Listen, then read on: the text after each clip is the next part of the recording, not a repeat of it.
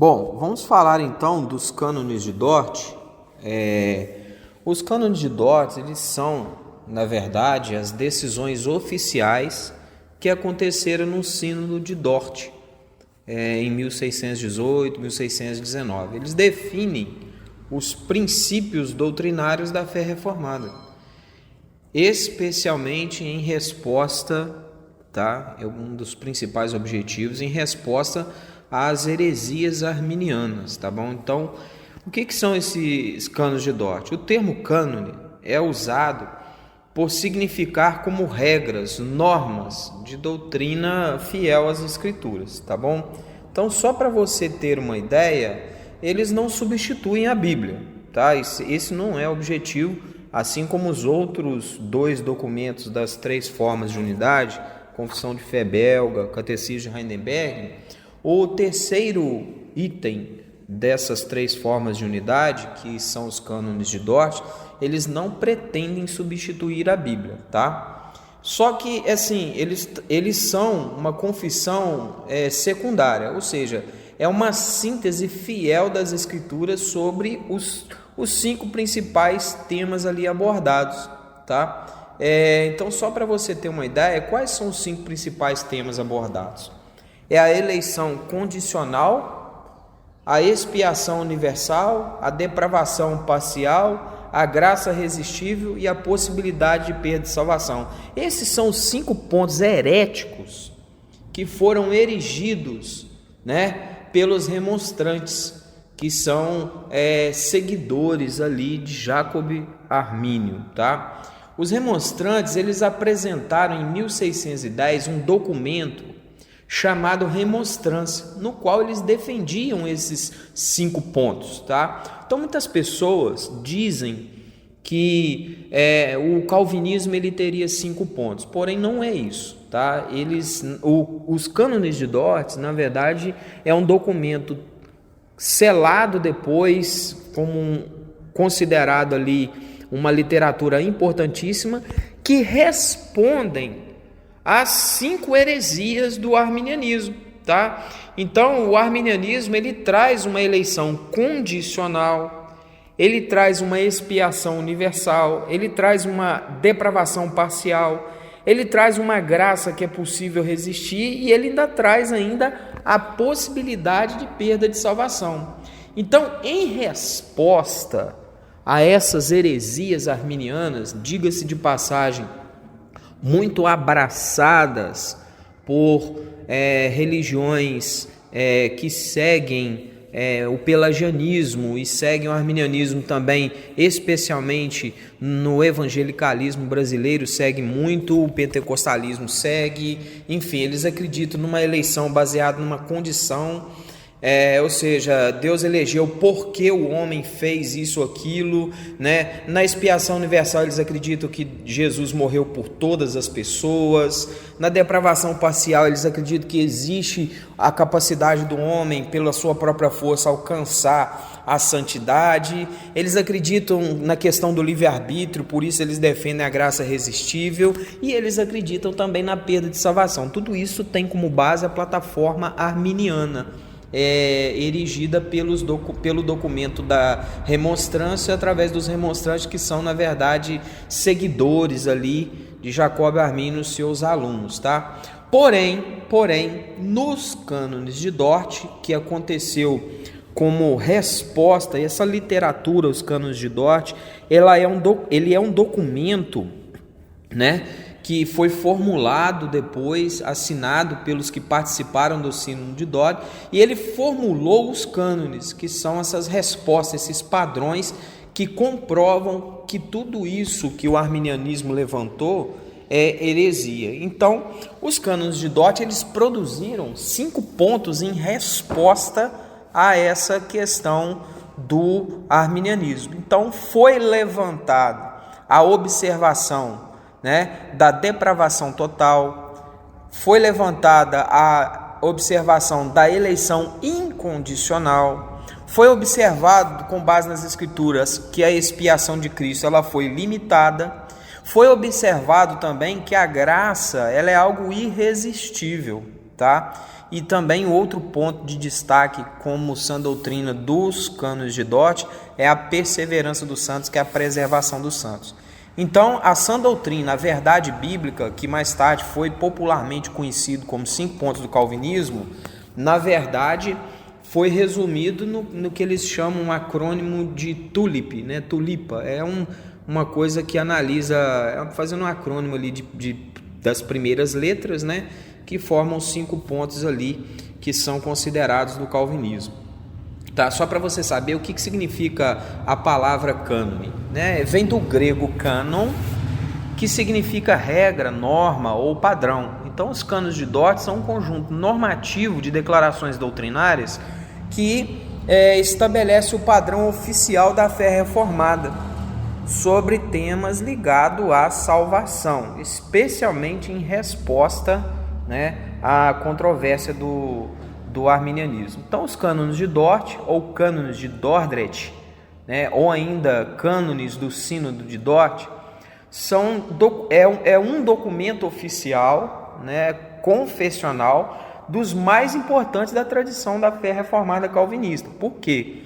Porque ele é o terceiro módulo, né, a terceira literatura das 3 formas de unidade que conforma a tradição reformada calvinista. Tá? Então, o primeiro material é a Confissão de Fé belga, né? Depois vem o Catecismo de Heidelberg e, para concluir, vem os cânones de Dort. Eles foram redigidos durante o Sínodo de Dort. Tá? Isso aconteceu em 1618, 1619 e foi realizado na cidade de Dordrecht, né, nos Países Baixos, com o propósito principal de refutar os ensinamentos dos remonstrantes, que são os seguidores de Jacóbio Armínio, tá? Que deram luz lá à heresia chamada arminianismo. Tá? Então, os cânones de Dort, eles apresentam objeções, né? Ou melhor, eles respondem a essas objeções à doutrina calvinista, tá bom? Então, para você ter uma ideia, nós vamos estudar agora propriamente os cânones de Dort, sobre eles, né, no caso. Então, foi um julgamento, tá? Só para você ter uma ideia, isso começa como um julgamento. O julgamento do Sínodo de Dort, ele é sobre os 5 principais pontos da doutrina em discussão na Holanda. Ele é conhecido popularmente como os cânones de Dort, ou 5 artigos, porque são artigos, são estudos contra os arminianos, tá bom?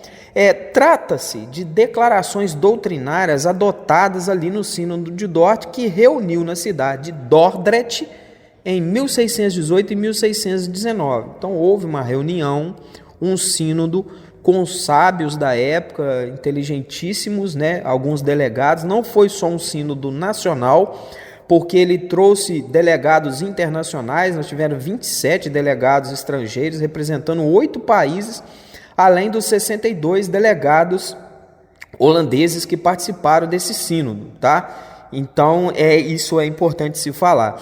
O Sínodo de Dort, ele foi realizado, tá, para resolver essa controvérsia séria que aconteceu nas igrejas holandesas, né? Iniciada com o surgimento do arminianismo. O que é o arminianismo? Jacóbio Armínio, que viveu de 1560 a 1609, ele era professor de teologia na Universidade de Leiden. E ele divergia da fé reformada em vários pontos, né? Pontos principais que culminaram nesses 5 pontos. Então, depois da morte do Armínio, 43 dos seus seguidores representaram seus pontos de vista herege na Assembleia da Holanda. Então, os 43 seguidores de Armínio, eles trouxeram, né, eles levantaram um documento, tá? Esse documento foi apresentado na Assembleia de Holanda, e esse documento ele foi chamado de Protesto de 1610, tá? Só para você ter uma ideia, os arminianos eles levavam isso ao tom de protesto, né? Eles fizeram um reclame. Mais explicitamente, os escritos posteriores deles acabaram culminando em 5 pontos principais que eles apresentaram como eles entendiam que estava equivocada a fé reformada.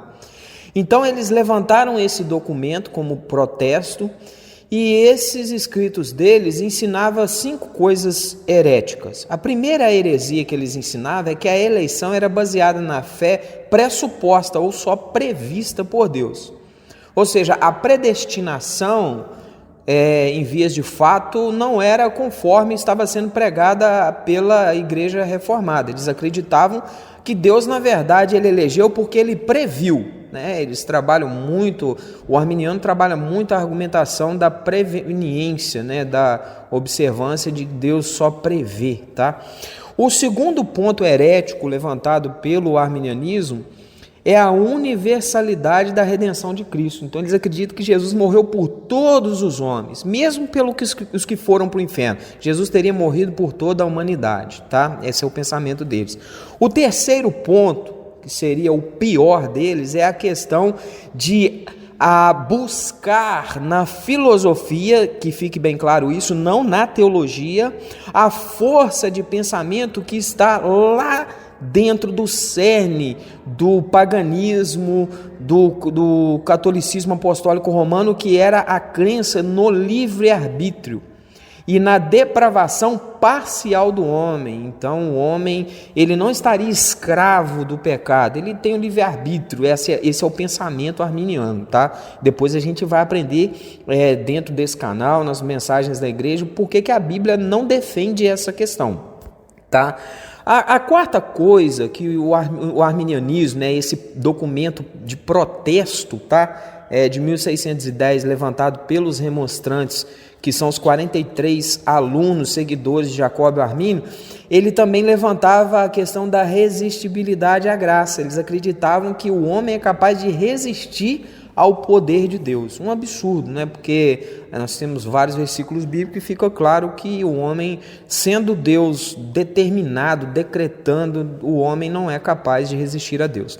O quinto ponto levantado para eles é que é a capacidade do homem poder sair, né? Ou o linguajar deles, cair da graça, quando na verdade eles estão falando, na verdade, em perda de salvação. Então eles solicitaram uma revisão dos padrões doutrinários das igrejas reformadas e a proteção do governo aos pontos de vista dos arminianos. Então esse documento de protesto que eles queriam é que o governo, né, protegesse eles e os pontos deles, e eles foram querer enfrentar a doutrina reformada. Então houve um conflito arminiano-calvinista, que tornou-se tão sério isso na Holanda, que levou ali a Holanda quase a uma guerra civil, tá? Eles apresentaram um documento. O objetivo deles não era só um debate teológico, eles queriam depor mesmo a doutrina reformada e os reformadores, tá? Então, em 1617, houve uma assembleia, tá? 1617 isso, que votou por 4-3 a favor de fazer um sínodo nacional para tratar desse problema que os seguidores, né, os remonstrantes levantaram ali na época. Então houve ali uma votação para ver, uma assembleia votou para ver, no caso, um sínodo, para poder colocar ali todas essas questões em julgamento e haver ali uma análise não só teológica, mas filosófica, política, em todos os sentidos com relação a isso. Então, dentre os debates, os 5 pontos foram discutidos, mas também houveram outras questões de fórum político ali analisadas, tá? Então, o sínodo de Dort, ele realizou, olha só, não foi uma reunião simples. Aconteceram 154 sessões formais durante um período de 7 meses. Então não foi assim, o sínodo de Dort foi uma reunião. Não foi uma reunião. Foram 154 reuniões e sessões, né? E foi tudo formalizado, tudo documentado, com debates, severos debates. E isso durou 7 meses, começou lá em novembro de 1618 e foi até maio de 1619. Veja bem que isso durou ali pouco mais de meio ano, tá? 7 meses. Foi liderado, tá, esse sínodo por Simão, episcopo, né? E também tinha nele 13 teólogos arminianos que tentaram atrasar o trabalho do sínodo e dividir os delegados. Então, esses 13 teólogos arminianos, eles tentaram, atrasar o sínodo, tá? Para poder não haver uma decisão conclusiva, porque eles perceberam que eles estavam perdendo biblicamente durante as sessões que foram tendo, dentre as 154 sessões, uma atrás da outra, os remonstrantes, eles estavam caindo perante a sã doutrina reformada, eles não estavam conseguindo provar o seu, digamos assim, arminianismo à luz da Bíblia, então estava ficando feia a coisa para eles. Então 13 teólogos arminianos, eles tentaram atrasar e dividir os delegados. Houve até caso de tentar comprar voto com relação ao assunto. Mas dando continuidade, os esforços deles, nesse caso, foram inúteis. Então, sobre a liderança de Johannes Borgemann, os arminianos não foram aceitos, tá? O sínodo, então, ele, no final dessas 154 sessões, depois de ter muito debate, como tudo foi documentado, tudo foi formalizado, os textos bíblicos isolados que os arminianos usavam caíram por terra pela globalidade das escrituras. Então, sob a liderança de Johannes Borgemann, os arminianos não foram aceitos. Então, o sínodo desenvolveu, como consequência depois, os cânones, que são essas regras e padrões, e produziu um documento mesmo, com artigos e estudos, tá? Depois de todas as reuniões, eles produziram, baseado em todas as anotações, dissecaram, analisaram e formalizaram uma literatura onde o sínodo desenvolveu os chamados cânones de Dort, hoje conhecido, que rejeitou totalmente o protesto de 1610. Não teve um ponto que houve dizer assim, não, nesse ponto os arminianos estão certos, no outro não. Não teve isso, foi total. Foi o protesto de 1610, que é a remonstrância, foi deposto. Então estabeleceu-se que a doutrina reformada, dos pontos debatidos com base nas escrituras, eram, na verdade, a visão reformada. Então a perspectiva reformada acabou erigindo, nesse momento, 5 pontos que, na verdade, não é que a fé monergista, ou conhecida como fé calvinista, até popularmente falando, tem 5 pontos. Não. Houve na história um momento lá em Dordrecht, onde houve essas 154 sessões realizadas ali nesse debate entre reformadores e os seguidores de Jacob os Armínios, e ali depois produziu uma literatura que acabou sendo sintetizada em 5 pontos. Por que 5 pontos? Porque são as 5 respostas bíblicas que provam que os 5 pontos levantados pelos arminianos era heresia. Então esses pontos, conhecidos como os 5 pontos do calvinismo, são a visão bíblica, tá? Eleição incondicional, a expiação ou redenção, no caso expiação limitada, a depravação total, que é a questão da natureza humana, a questão do pecado, o homem não ter livre-arbítrio, a graça irresistível e a perseverança dos santos, que a globalidade das escrituras, ao analisar a soteriologia, a gente chega ao conhecimento de que não há perda de salvação. Depois a gente vai aprender um pouco mais sobre isso quando estiver estudando essas doutrinas. Então, embora esses pontos não representem inteiramente a perspectiva monergista, que é o calvinismo, talvez seja melhor os considerar como 5 respostas do calvinismo aos 5 erros do arminianismo. Então ele certamente permanece como o âmago da fé reformada por causa do conhecimento desse momento na história, particularmente da soteriologia reformada, pois fluem do principal objetivo da doutrina bíblica, que é o princípio da soberania divina absoluta para a salvação dos pecadores. Então, esses 5 pontos, eles podem ser resumidos da seguinte forma. O primeiro ponto, a eleição incondicional e a fé salvadora são dons soberanos de Deus. Então, depende de Deus, tá? A questão da salvação. E conquanto a morte de Cristo seja suficiente para expiar os pecados de todo mundo, a sua eficácia salvadora é restrita aos eleitos. Então, embora Cristo ele seja suficiente, se fosse da vontade de Deus salvar a todos, ele seria o suficiente para tirar todos os pecados de todos do mundo. Porém, a eficácia salvadora de Cristo, ela ousou alcançar somente as ovelhas que o Pai deu para Cristo, conforme disse as próprias palavras de Jesus. Então, a eficácia salvadora ela é restrita aos eleitos, tá? No terceiro e quarto ponto, a gente vai analisar o seguinte: todas as pessoas são tão completamente pervertidas e corrompidas pelo pecado que elas não podem exercer livre-arbítrio em favor da sua fé na salvação. Então, embora o homem tenha escolhas simplórias no seu dia a dia, o pecado naturalmente não deixa o homem escolher a Deus, buscar a Deus, servir a Deus, guardar os seus estatutos. Então, o homem ele depende de Deus. Então, o pecado, o livre-arbítrio, ele não existe. Então, a verdade é o seguinte: todas as pessoas, elas estão tão pervertidas pelo pecado que elas não podem exercer livre-arbítrio em favor da sua salvação e nem efetuar nenhuma parte na salvação. Então, em soberana graça, Deus nos chama irresistivelmente e regenera o eleito para uma nova vida, tá? E isso leva-nos ao último ponto de resposta, porque Deus graciosamente preserva-nos salvos, Ele preserva o redimido para que ele persevere até o fim. Então, no último ponto tem o estudo da perseverança dos santos, que é uma consequência da preservação eterna, que Deus nos preserva, redimidos até o fim.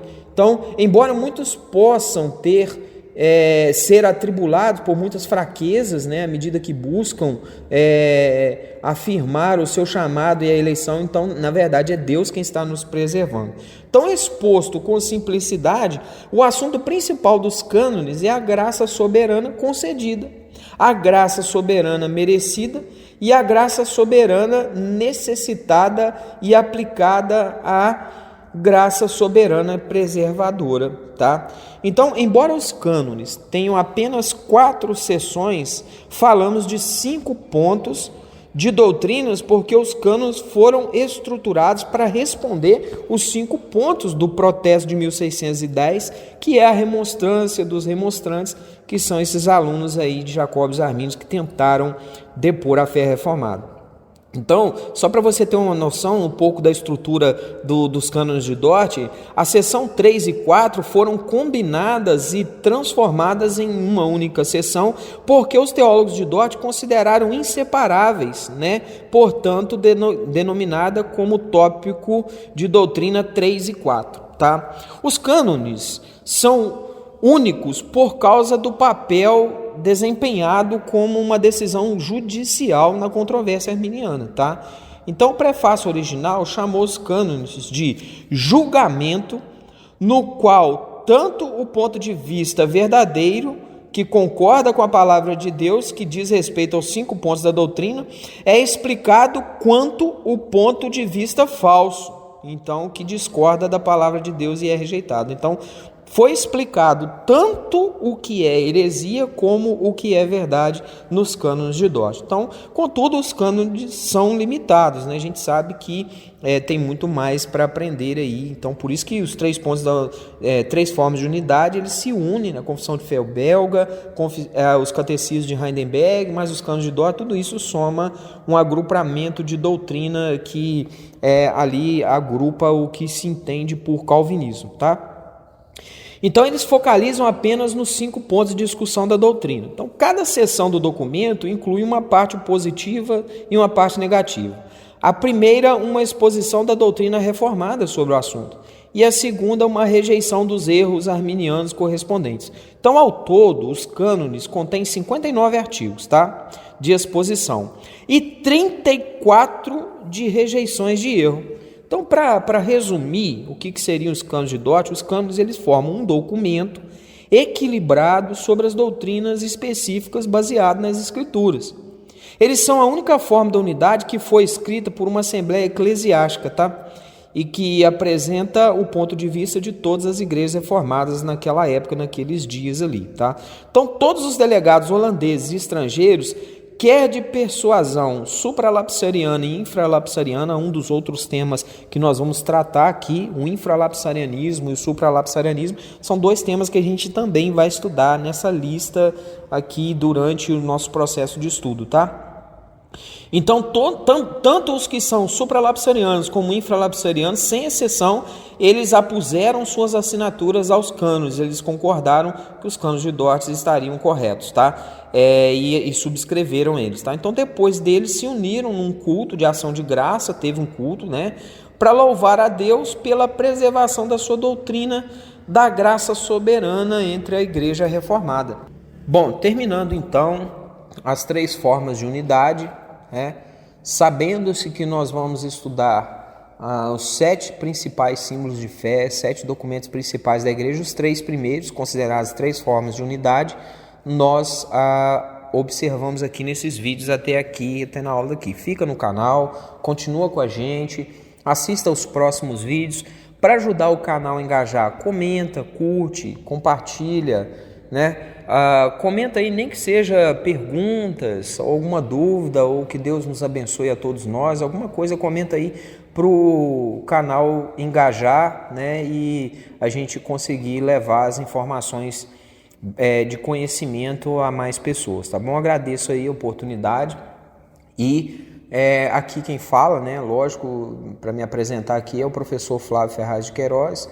Eu estou reverendo aqui na igreja IPMR, na cidade de Guidoval, uma igreja reformada, tradicional, puritana, que observa aí as sagradas escrituras de uma fé reformada, né?